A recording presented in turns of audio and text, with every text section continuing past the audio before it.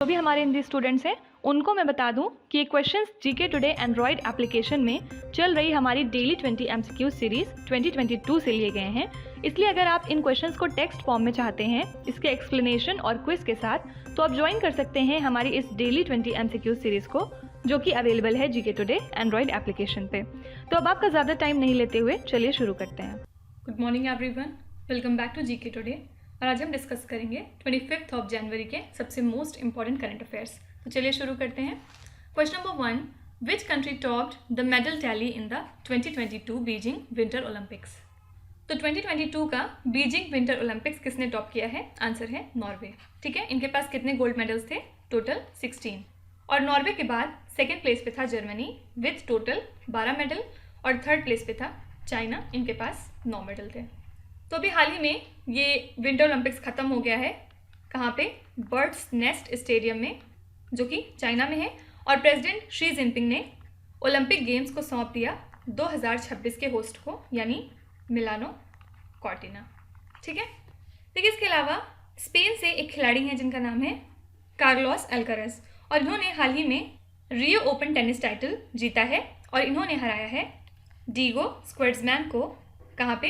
Rio de Janeiro, Brazil में। ठीक है, तो याद रखिएगा कार्लोस अल्काराज बन गए हैं यंगेस्ट ATP 500 चैंपियन। ओके, इसके अलावा हमने पिछले लेक्चर में देखा था साकिबुल गनी, ये पहले ऐसे प्लेयर हैं हिस्ट्री ऑफ क्रिकेट में जिन्होंने ट्रिपल सेंचुरी मारी है on his first class debut. ठीक है, फिर इसके अलावा हरियाणा ने हाल ही में इंडियन रेलवेज को हरा के जीत ली है मेंस टाइटल की ट्रॉफी। इंडियन रेलवे को हरा के जीत ली है मेंस टाइटल की trophy in the senior national volleyball championship 2021 से 22। ठीक है, इसी तरह अगर हम वुमेन्स कैटेगरी की बात करें तो केरला ने हराया है इंडियन रेलवेज को to lift this trophy. Fine, याद रखिएगा 70th senior national volleyball man और वुमेन दोनों की चैंपियनशिप 2021-22 के लिए कहाँ पे हुई है? बीजू पटनायक इंडोर स्टेडियम भुवनेश्वर में। ओके, इन सब चीज़ों के अलावा आपने ऋषभ पंत के बारे में सुना होगा कि हाल ही में इन्होंने जीत लिया है टेस्ट बैटिंग अवार्ड, और इन्होंने हेल्प की इंडिया को जीतने में बॉर्डर गावस्कर ट्रॉफी 2021 की। ठीक है, और इसी सेम इवेंट में न्यूजीलैंड के स्कीपर केन विलियमसन को डिक्लेयर किया गया कैप्टन ऑफ द ईयर। ठीक है, next question, which state or union territory police has started a dedicated women safety squad to help women in distress? Actually हाल ही में हमने देखा था कि श्रीनगर सिटी में एक बहुत ही दर्दनाक एसिड अटैक का केस सामने आया था, जिसको नज़र में रखते हुए जम्मू कश्मीर पुलिस ने स्टार्ट की है एक डेडिकेटेड वुमेन सेफ्टी स्क्वाड। कहाँ पे? श्रीनगर सिटी में। ठीक है, तो ये जो वुमेन स्क्वाड होगी ये पेट्रोल करेगी, मतलब गश्त लगाएगी ऑल ओवर द सिटी, ताकि वुमेन को हेल्प किया जा सके। ठीक है, जो भी प्रॉब्लम्स में हैं या डिस्ट्रेस में हैं उनकी हेल्प की जा सके। ठीक है, देखिए इसके अलावा असम गवर्नमेंट ने हाल ही में लॉन्च किया है इंडिया का पहला नाइट नेविगेशन मोबाइल एप्लीकेशन। किस लिए? फेरी सर्विसेज के लिए। कहाँ पे? On the Brahmaputra river in Guwahati, Assam. इसके अलावा इंटरनेशनल चेस प्लेयर हैं वुमेन फिडे मास्टर्स तनिष्का कोटिया और इनकी बहन रिधिका कोटिया। इन दोनों को हाल ही में ब्रांड एम्बेसडर नियुक्त किया गया है बेटी बचाओ बेटी पढ़ाओ स्कीम का। कौन से स्टेट में? हरियाणा में। ठीक है, यहाँ के गुरुग्राम डिस्ट्रिक्ट के लिए। ठीक है, अब तनिष्का कोटिया की बात करें तो इन्होंने लिम्का बुक ऑफ रिकॉर्ड्स भी जीता था, क्योंकि ये यंगेस्ट चेस प्लेयर थी 2008 की। और याद रखिएगा ये कंट्री में सेकेंड प्लेस पे हैं अभी अंडर 16 की कैटेगरी में। ओके, देखिए इसके अलावा हिमाचल प्रदेश में पहला बायोडाइवर्सिटी पार्क क्रिएट किया जाएगा, ताकि वहाँ पे जो इंडेंजर्ड हिमालयन हर्ब्स हैं उनको कंजर्व किया जा सके। ठीक है, और ये जो पार्क है ये कहाँ पे बनेगा? मंडी के भूला वैली में। लागत क्या होगी इस पार्क की? 1 करोड़ रुपए, और ये बनवाया जाएगा under national mission on Himalayan studies. ठीक है, question number 3, which Indian telecom company has joined the sea me V6 undersea cable consortium. तो भारतीय एयरटेल लिमिटेड ने ज्वाइन कर लिया है सीमी V6 का अंडरसी केबल कंजोर्टियम, ताकि high speed global network capacity provide की जा सके। ठीक है, तो ये 19,200 का रूट किलोमीटर्स प्रोजेक्ट कनेक्ट करेगा सिंगापुर और फ्रांस को, और ये अब तक का लार्जेस्ट अंडरसी केबल सिस्टम होगा ग्लोबली। और कब कंप्लीट हो जाएगा? 2025 तक। याद रखिएगा, एयरटेल इसमें एंकर कर रहा है 20% टोटल इन्वेस्टमेंट का। ठीक है। देखिए, इसके अलावा आरबीआई की मॉनेटरी पॉलिसी कमेटी ने हाल ही में डिक्लेयर किया था कि रेपो रेट इस बार फिर से अनचेंज रहेगा 4% के साथ, और ये 10वीं बार लगातार है कि रेपो रेट चेंज नहीं हुआ है। ठीक है। और रिवर्स रेपो रेट रखा गया है 3.35% पे फिर से। ठीक है। इसके अलावा सेंट्रल बैंक ऑफ थाईलैंड ने 2021 में टोटल 90 मेट्रिक टन्स गोल्ड खरीदे, और इसी के साथ थाईलैंड बन गया है लार्जेस्ट बायर ऑफ गोल्ड। वहीं पे रिजर्व बैंक ऑफ इंडिया ने टोटल 77.5 मेट्रिक टन्स गोल्ड खरीदे, और इसी के साथ हम जो है सेकेंड लार्जेस्ट बायर हैं गोल्ड के। ओके। याद रखिएगा, गोल्ड हब की अगर हम बात करते हैं तो इंडिया के पास जो ऑफिशियल गोल्ड रिजर्व है वो 9th लार्जेस्ट है पूरी दुनिया में। ओके। इसके अलावा एक डोमेस्टिक रेटिंग एजेंसी है क्रिसिल। इन्होंने हाल ही में फाइनेंशियल ईयर 23 के लिए रियल जीडीपी ग्रोथ कितना एस्टिमेट किया है इंडिया के लिए? 7.8%। और क्रिसिल क्या है? Credit rating information services of India limited. इसके अलावा हमने ये भी देखा था कि HDFC बैंक को डिक्लेयर किया गया है best private bank in India. कहाँ पे? At the global private banking awards 2021 के। हेडक्वार्टर्स कहाँ है HDFC बैंक का? मुंबई में। और आपको कमेंट्स में बताना है कि इसके चेयरमैन अभी प्रेजेंट में कौन है। इसके अलावा कुछ दिनों पहले आरबीआई ने एक एनुअल रिपोर्ट रिलीज़ की थी ओम्बड्समैन स्कीम की 2020 से 21 के लिए। ठीक है। ये एक्चुअली 9 मंथ्स की रिपोर्ट थी, मतलब 1 जुलाई 2020 से लेके 31 मार्च 2021 तक का सारा डेटा इसमें था। और इसमें ये बताया गया कि जो मेजर एरियाज देखे गए कंप्लेंट से रिलेटेड वो किससे थे? ATM से, डेबिट कार्ड, मोबाइल और इलेक्ट्रॉनिक बैंकिंग या फिर क्रेडिट कार्ड। ठीक है। और याद रखिएगा, सबसे ज़्यादा कंप्लेंट्स कहाँ से आई? चंडीगढ़ से। सेकेंड प्लेस पे था इसमें कानपुर, और थर्ड प्लेस पे था दिल्ली। ये टॉप 3 जगह हैं जहाँ से सबसे ज़्यादा कंप्लेंट्स देखने को मिली। Okay. Question number 4, prevention of electronic crimes act is associated with which neighbouring country of India? So Pakistan के प्रेसिडेंट आरिफ अलवी ने हाल ही में एक ऑर्डिनेंस अप्रूव किया है कि अब वो अमेंड करेंगे कंट्री का prevention of electronic crimes act. ठीक है। तो इस अमेंडमेंट में क्या होगा? अब कोई भी कंप्लेंट फाइल कर सकता है against any social media post. ठीक है। और जो जेल का प्रोविज़न है इसमें वो भी 3 साल से बढ़ा करके 5 साल कर दिया गया है, और जो भी लोग फेक न्यूज़ स्प्रेड करते हैं उनके लिए नॉन बेलेबल ऑफेंस का भी प्राविधान डाला गया है इसमें। ठीक है। तो सिंपली याद रखिएगा, ये किसका एक्ट है? आंसर है पाकिस्तान। इसके अलावा कौन सी ऐसी पहली कंट्री है जिसने ड्रोन्स को अलाउ किया है सिविलियन एयर स्पेस में? आंसर है इजराइल। ठीक है। इसके बाद जर्मनी ने हाल ही में इलेक्ट किया है प्रेसिडेंट फ्रैंक वॉल्टर स्टिनमेयर को इनके सेकेंड टर्म के लिए। यहाँ मैं डिटेल में नाम इसलिए नहीं लिख रही हूँ क्योंकि हमने बहुत बार इसके बारे में बात की है, और यहाँ पे सिर्फ रिवीजन कर रहे हैं हम लोग। ठीक है। इसके अलावा पॉल हेनरी सैंडोगो डामिबा, इनको बनाया गया है इंटरिम प्रेसिडेंट बुर्किना फासो का। फिर है नाटो के चीफ जेंस स्टोल्टेनबर्ग, ये हेड करेंगे नॉर्वे का सेंट्रल बैंक। फिर दुबई लॉन्च कर रही है दुनिया की पहली हाइड्रोजन पावर्ड फ्लाइंग बोट, और इसका नाम इन्होंने क्या दिया है? The jet. फिर है एंटोनियो कोस्टा, इनको हाल ही में री इलेक्ट किया गया है as the prime minister of Portugal. ये पोर्तुगल के नए प्राइम मिनिस्टर हो गए हैं। फिर है जियोमारा कैस्ट्रो, ये बन गई हैं पहली फीमेल प्रेसिडेंट कौन सी कंट्री की? होंडुरस। इसके अलावा याद रखिएगा, नॉर्थ कोरिया ने हाल ही में सक्सेसफुली टेस्ट फायर किया है अपना मोस्ट पावरफुल बैलिस्टिक मिसाइल जिसका नाम है वेसोंग 12। याद रखिएगा, जेक रिपब्लिक ने अपॉइंट किया है पेट्र फाइला को as the new prime minister. ठीक है। फिर पहली फीमेल प्रेसिडेंट कौन है? ट्यूनीशिया की, ये हैं नजला बॉर्डन। आपको बताना है कि चिले के यंगेस्ट प्रेसिडेंट कौन है, उनका नाम क्या है। Question number 5, Vedanta limited has made an oil discovery in Barmer district of which state? तो हाल ही में वेदांता लिमिटेड ने अनाउंस किया है कि इन्होंने एक ऑयल डिस्कवरी की है जिसका नाम दिया है इन्होंने दुर्गा। कहाँ पे? राजस्थान के बार्मर डिस्ट्रिक्ट में।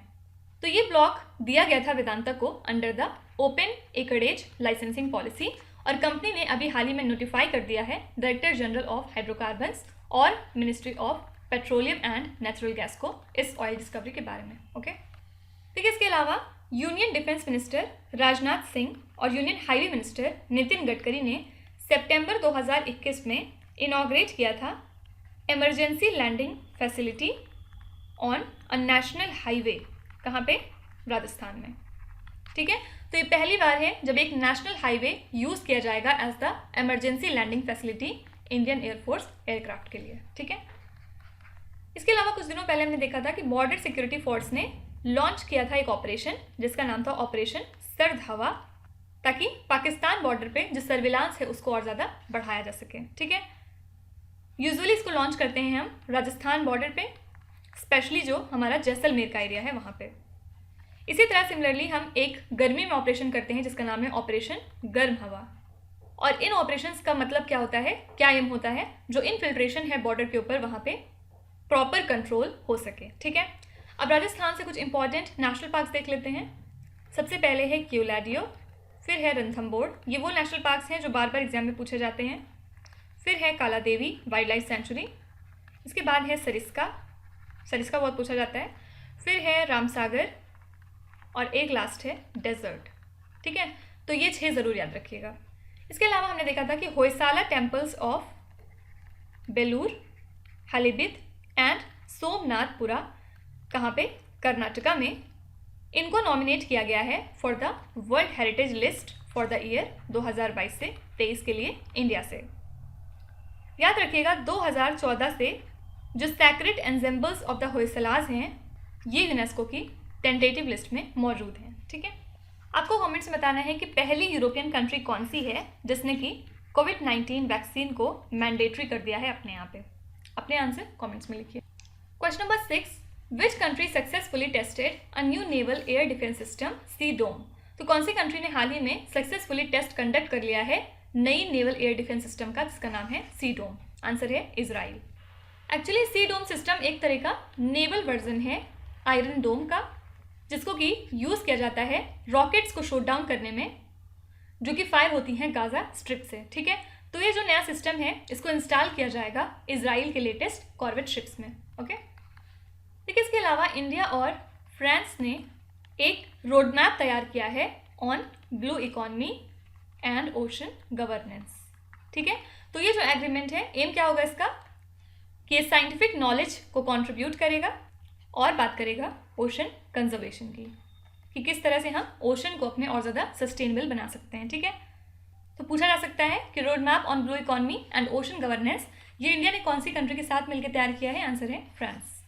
इसके अलावा CEPI coalition for epidemic preparedness innovations, इन्होंने पार्टनर बनाया है translational health science and technology institute और पेनाशिया बायोटेक को एक नई कोविड वैक्सीन बनाने के लिए। ठीक है, और इसकी बात करें तो एक तरह का ऑटोनॉमस इंस्टीट्यूट है डिपार्टमेंट ऑफ बायोटेक्नोलॉजी का और वर्क करता है under ministry of science and technology. ठीक है, तो CEPI फंड करेगा नए प्रोजेक्ट को $12 मिलियन की लागत के साथ। ओके, इन सब चीज़ों के अलावा विज्ञान सर्वत्र पूज्यते, वेट इसको ऐसे लिखेंगे, विज्ञान सर्वत्र पूज्यते, ये ऐसे लिखेंगे हिंदी में। ठीक है, ये अभी हाल ही में लॉन्च किया है union minister of science and technology doctor Jitendra Singh ने हमारे यूनियन मिनिस्टर ऑफ कल्चर के साथ मिलकर, जो हैं जी किशन रेड्डी, और इसको लॉन्च किया गया है एज अ पार्ट ऑफ आज़ादी का अमृत महोत्सव। क्या है इसमें?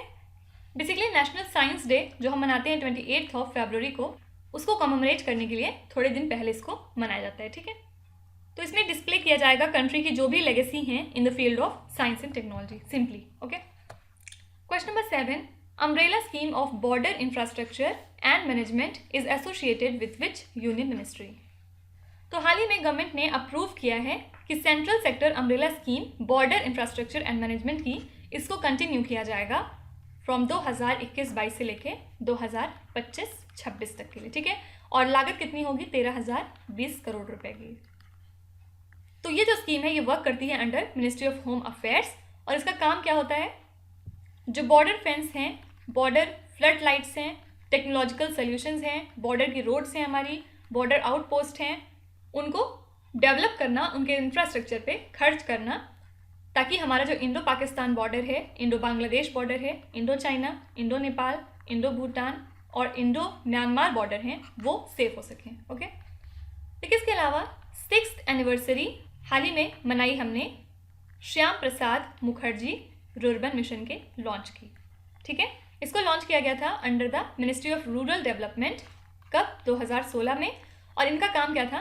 300 क्लस्टर्स को डेवलप करना कंट्री के अंदर, उनको इकोनॉमिक, सोशल और फिजिकल इंफ्रास्ट्रक्चर फैसिलिटीज़ प्रोवाइड करके। ठीक है, तो मिनिस्ट्री ने हाल ही में अप्रूव कर दिया है 296 clusters under this mission. Okay, लेकिन इसके अलावा ministry of electronics and IT ने हाल ही में पब्लिश किया है draft India data accessibility and use policy 2022, किस लिए? पब्लिक कंसल्टेशन के लिए। ठीक है, क्या इसमें कहा गया है इस ड्राफ्ट में कि जितना भी डेटा कलेक्ट किया जाता है या जनरेट होता है या स्टोर होता है किसी भी गवर्नमेंट मिनिस्ट्री के अंदर या डिपार्टमेंट में, वो ओपन होगा पूरे तरीके से और शेयरेबल होगा, कुछ एक्सेप्शंस के साथ। ठीक है, साथ ही साथ इसने प्रपोज किया है एक रेगुलेटरी अथॉरिटी जिसका नाम होगा इंडिया डेटा काउंसिल, और एक एजेंसी का भी क्रिएशन इस ड्राफ्ट में दिया गया है जिसका नाम होगा इंडिया डेटा ऑफिस। ठीक है, तो सिंपली पूछा जा सकता है कि कौन सी यूनियन मिनिस्ट्री ने पब्लिश किया है draft India data accessibility use policy 2022 के लिए? आंसर है ministry of electronics and IT. Question number 8, Ramesh Babu Praggnanandhaa is associated with which game? तो 16 ईयर ओल्ड इंडिया के ग्रैंड मास्टर हैं ये रमेश बाबू प्रज्ञानंदा। इन्होंने हाल ही में एक मैसिव विक्ट्री क्रिएट की है वर्ल्ड चैंपियन मैग्नस कार्लसन को हरा के। कहाँ पे? Airthings masters chess tournament में। ठीक है, मैग्नस कार्लसन कौन सी कंट्री से हैं? नॉर्वे। तो ये रिलेटेड हैं चेस से, याद रखिएगा। इसी के साथ प्रज्ञानंदा तीसरे इंडियन प्लेयर बन गए हैं जिन्होंने मैग्नस कार्लसन को हराया है किसी टूर्नामेंट गेम में। पहले दो कौन हैं? फर्स्ट है विश्वनाथन आनंद और सेकंड है पेंटाला हरिकृष्णा। ठीक है, लेकिन इसके अलावा याद रखिएगा आरिफ खान जो कि रिलेटेड हैं स्लैलोम और जायंट स्लैलोम के इवेंट से, ये ओनली कंटेस्टेंट थे from India in the Beijing winter Olympics 2022 के। इसके अलावा right and risk analysis group ने, जो कि एक new Delhi based right group है, इन्होंने हाल ही में रिलीज़ किया इंडिया प्रेस फ्रीडम रिपोर्ट 2021 के लिए। ठीक है, इसमें इन्होंने बताया कि जम्मू कश्मीर, उत्तर प्रदेश, मध्य प्रदेश और त्रिपुरा ये टॉप स्टेट्स या यूनियन टेरिटरीज़ हैं जहाँ पे जर्नलिस्ट और मीडिया हाउसेस को बहुत ज़्यादा टारगेट किया गया 2021 में। ठीक है, इसके अलावा न्यूजीलैंड के डेरिल मिशेल हैं जिनको कि ICC spirit of the cricket award दिया गया 2021 के लिए। याद रखिएगा गवर्नमेंट ने अपॉइंट किया है former civil servant Ravi Mittal को as the chairman of IBBI. IBBI क्या है? Insolvency and bankruptcy board of India. इसके अलावा हमारे नए एनसीईआरटी के डायरेक्टर कौन है? प्रोफेसर दिनेश प्रसाद सकलानी। आपको बताना है कि पहली women vice chancellor of JNU कौन बन गई हैं। Question number 9, the Eastern Bridge 6 exercise is conducted at which Indian city? First of all ये एक डिफेंस एक्सरसाइज है between the air forces of India and the country Oman, और इसको हाल ही में कंडक्ट कराया गया 21 से लेकर 25 फरवरी 2022 तक। ठीक है, और कहाँ पे हुआ? एयरफोर्स स्टेशन जोधपुर में। तो ये 6th एडिशन था इस बायलेटरल एक्सरसाइज का, जिसका एम क्या था? ऑब्वियसली जो एयर वॉरियर्स की एफिशिएंसी है उसको इम्प्रूव करना दोनों ही कंट्रीज़ की, और इंटरऑपरेबिलिटी को इन्हेंस करना। ओके, चलिए एक बार अब डिफेंस एक्सरसाइज हम लोग रिवाइज कर लेते हैं। सबसे पहले है संप्रीति, ये है इंडिया और बांग्लादेश की एक्सरसाइज। फिर है मित्र शक्ति, ये होती है इंडिया और श्रीलंका के बीच में। थर्ड है मैत्री, मैत्री है इंडिया और थाईलैंड के बीच की। फिर इसके बाद है वज्र प्रहार, वज्र प्रहार हम करते हैं यूएसए के साथ, और यूएसए के साथ ही एक और होती है, इसका नाम है युद्ध अभ्यास, ये भी इंडिया और यूएसए के बीच में होती है। ठीक है, फिर नेक्स्ट है नोमैडिक एलिफेंट, ये हम करते हैं मंगोलिया के साथ। फिर इसके बाद है गरुड़ शक्ति, ये एक्सरसाइज है इंडिया और इंडोनेशिया के बीच में। फिर है सिर्फ शक्ति, कंफ्यूज नहीं करिएगा, यहाँ पे गरुड़ शक्ति था, यहाँ पे सिर्फ शक्ति है। तो गरुड़ शक्ति होगा तो इंडोनेशिया हो जाएगा, और शक्ति रहेगा तो ये हम फ्रांस के साथ करेंगे। फिर इसके बाद है धर्मा गार्डियन, जो हम करते हैं जापान के साथ में मिलके। इसके बाद है सूर्य किरण, सूर्य ग्रहण is between India and Nepal.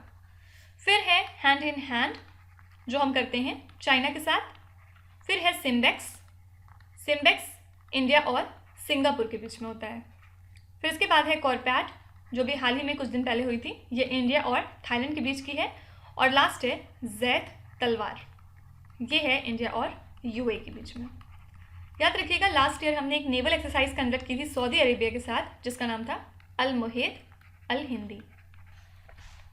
Last question देखते हैं, which Indian PSU has been recognised as India's most trusted public sector company by ASSOCHAM. तो स्टेट ओन्ड महारत्न कंपनी है कोल इंडिया लिमिटेड, जिसको कि India's most trusted public sector company का खिताब दिया गया बाय इंडस्ट्री चैम्बर एसोचैम, ठीक है।